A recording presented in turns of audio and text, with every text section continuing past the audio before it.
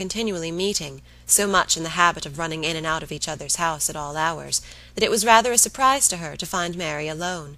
But being alone, her being unwell and out of spirits, was almost a matter of course. Though better endowed than the elder sister, Mary had not Anne's understanding nor temper. While well and happy and properly attended to, she had great good humour and excellent spirits. But any indisposition sunk her completely. She had no resources for solitude, and inheriting a considerable share of the Elliot self-importance, was very prone to add to every other distress that of fancying herself neglected and ill-used. In person she was inferior to both sisters, and had, even in her bloom, only reached the dignity of being a fine girl. She was now lying on the faded sofa of the pretty little drawing-room, the once elegant furniture of which had been gradually growing shabby, under the influence of 4 summers and 2 children, and on Anne's appearing, greeted her with, "So you are come at last. I began to think I should never see you. I am so ill I can hardly speak. I have not seen a creature the whole morning." "I am sorry to find you unwell," replied Anne. "You sent me such a good account of yourself on Thursday." "Yes, I made the best of it. I always do. But I was very far from well at the time, and I do not think I was ever so ill in my life as I have been all this morning. Very unfit to be left alone, I am sure.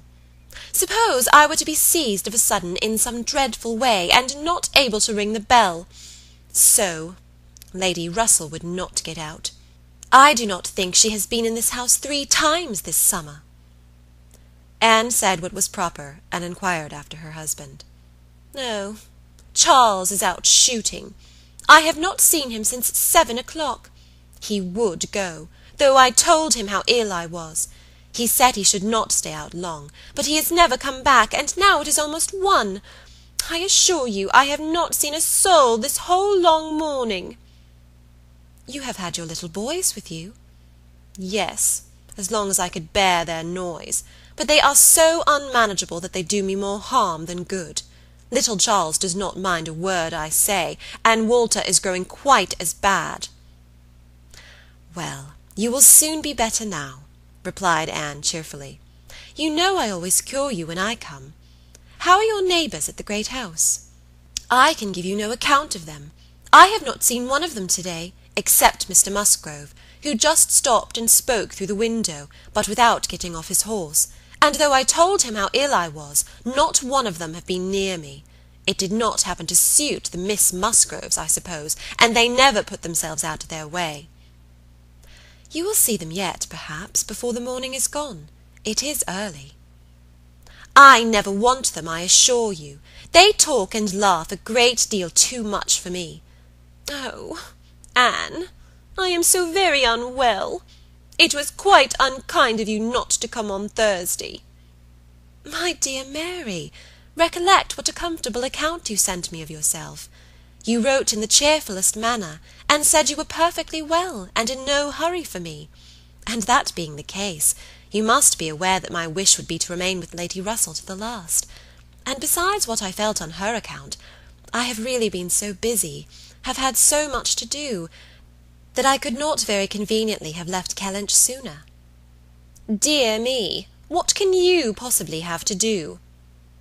"A great many things, I assure you.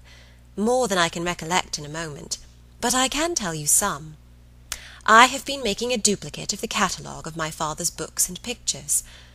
I have been several times in the garden with Mackenzie, trying to understand, and make him understand, which of Elizabeth's plants are for Lady Russell. I have had all my own little concerns to arrange, books and music to divide, and all my trunks to repack, from not having understood in time what was intended as to the wagons. And one thing I have had to do, Mary, of a more trying nature, going to almost every house in the parish, as a sort of take-leave. I was told that they wished it. But all these things took up a great deal of time." "Oh, well." And after a moment's pause, "But you have never asked me one word about our dinner at the Pools yesterday." "Did you go, then? I have made no enquiries, because I concluded you must have been obliged to give up the party." "Oh, yes, I went. I was very well yesterday, nothing at all the matter with me till this morning. It would have been strange if I had not gone."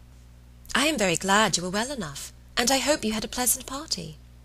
"Nothing remarkable. One always knows beforehand what the dinner will be, and who will be there, and it is so very uncomfortable not having a carriage of one's own. Mr. and Mrs. Musgrove took me, and we were so crowded. They are both so very large and take up so much room, and Mr. Musgrove always sits forward.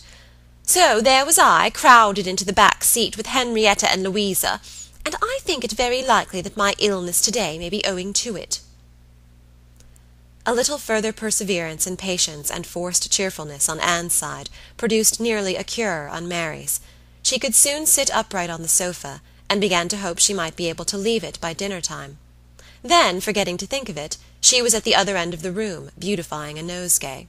Then she ate her cold meat, and then she was well enough to propose a little walk. "Where shall we go?" said she, when they were ready. "I suppose you will not like to call at the great house before they have been to see you." "I have not the smallest objection on that account," replied Anne. "I should never think of standing on such ceremony with people I know so well as Mrs. and the Miss Musgroves." "Oh, but they ought to call upon you as soon as possible. They ought to feel what is due to you as my sister. However, we may as well go and sit with them a little while, and when we have that over, we can enjoy our walk." Anne had always thought such a style of intercourse highly imprudent, but she had ceased to endeavour to check it, from believing that, though there were on each side continual subjects of offence, neither family could now do without it. To the great house accordingly they went, to sit the full half-hour in the old-fashioned square parlour, with a small carpet and shining floor, to which the present daughters of the house were gradually giving the proper air of confusion by a grand pianoforte and a harp, flower-stands and little tables placed in every direction. Oh, could the originals of the portraits against the wainscot, could the gentlemen in brown velvet and the ladies in blue satin, have seen what was going on, have been conscious of such an overthrow of all order and neatness, the portraits themselves seemed to be staring in astonishment. The Musgroves, like their houses, were in a state of alteration, perhaps of improvement. The father and mother were in the old English style, and the young people in the new. Mr. and Mrs. Musgrove were a very good sort of people, friendly and hospitable, not much educated, and not at all elegant. Their children had more modern minds and manners. There were a numerous family, but the only two grown up, excepting Charles, were Henrietta and Louisa, young ladies of 19 and 20, who had brought from school at Exeter all the usual stock of accomplishments, and were now like thousands of other young ladies, living to be fashionable, happy, and merry.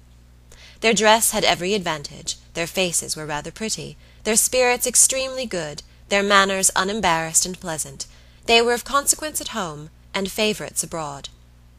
Anne always contemplated them as some of the happiest creatures of her acquaintance, but still, saved as we all are by some comfortable feeling of superiority from wishing for the possibility of exchange, she would not have given up her own more elegant and cultivated mind for all their enjoyments, and envied them nothing but that seemingly perfect good understanding and agreement together, that good-humoured mutual affection, of which she had known so little herself with either of her sisters. They were received with great cordiality. Nothing seemed amiss on the side of the great house family, which was generally, as Anne very well knew, the least to blame. The half-hour was chatted away pleasantly enough, and she was not at all surprised at the end of it to have their walking party joined by both the Miss Musgroves, at Mary's particular invitation. End of Chapter 5.